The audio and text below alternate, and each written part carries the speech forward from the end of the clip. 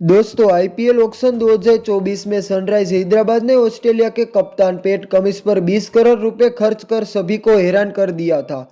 लेकिन थोड़ी ही देर के बाद ऑस्ट्रेलिया के ही तेज गेंदबाज मिचेल स्टार्क पर केकेआर ने पैसों की बारिश कर दी थी।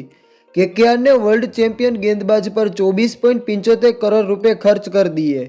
इंडियन प्रीमियर लीग 2024 की नीलामी में ऑस्ट्रेलिया के तेज गेंदबाज मिचेल स्टार्क को 24 करोड़ 75 लाख रुपए में कोलकाता नाइट राइडर्स ने खरीदा है।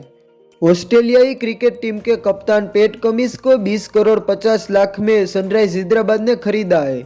न्यूजीलैंड के स्टार बल्लेबाज डेरिल मिचेल को 14 करोड़ में चेन्नई सुपर किंग्स ने खरीद लिया है। भारतीय टीम के बेहतरीन खिलाड़ी हर्षद पटेल को पंजाब किंग्स ने 11 करोड़ 75 लाख में खरीद लिया है।